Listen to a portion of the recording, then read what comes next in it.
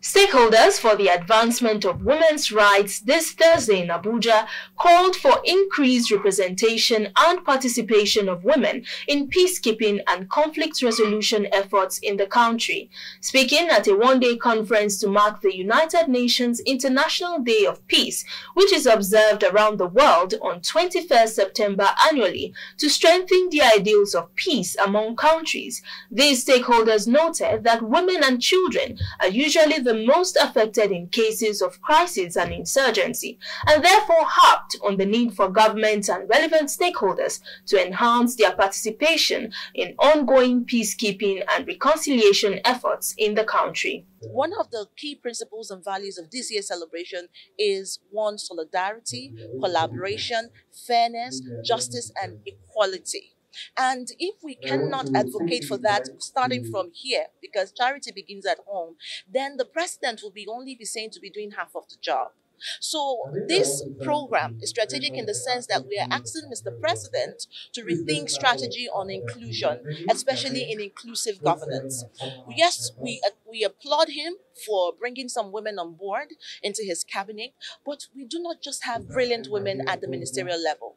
We have community leaders, we have the civil society operators, we have women academics. How are we looking at exemplifying the quota of women's strength in those demographics? You begin to understand that crisis, when it starts at the community, first of all begins in communities where women and children are the beneficiaries of terror.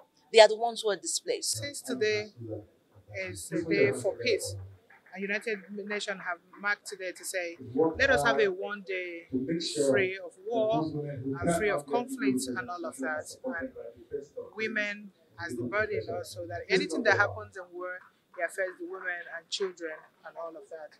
So a day of rest for them, or women, on how to grow as a family. You have a mother, it starts from the training that she gives to her immediate family, the kids, and the prayer that she gives outside, and how she burdens every other thing that comes and how she takes it. She's more the mediator of all of it, both good. Usually women represent good. No mother wants to be bad. And in all of this, they preach and they pray, and they are the ones that cry and, the most. So being soft as a woman is a God-given strength to us. The issues of insecurity depends on who is discussing the issues of conflict on the table. But if women are not on the table, what do you want them to bring on board? Who is hearing their voices? Their voices are not in the policies. You have 14 houses of parliament, houses of assembly today that have not a single woman. Not a single woman. So who is going to discuss? They are going to have women committees, committees on women, without a woman, without persons with disability. So what are we talking about? So what is their role as peace mediators? You can have a role only when you have space. So if you are not in the decision making, what makes you to have a role? So women are not in the decision making. There are so many committees. You can say that we are low in terms of representation, in terms of elected positions.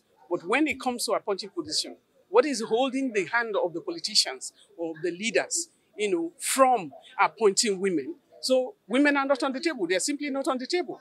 So it's very disappointing that we have to meet ourselves at this level. But we hope that the administration will look at this, because you have no excuses when it's appointing position, why you can't even give women 50-50, and then making sure that in the context of things, you also have persons with disability. Oftentimes, women do not start wars, we do not start conflicts, but we are women at the face of a war, poverty, all associated with instability within a society or a community. So it's essential that as we plan moving forward as a people, that we give consideration to the role of women in peace building and peacekeeping. The event had as its theme the role of women as mediators in peace building and reconciliation.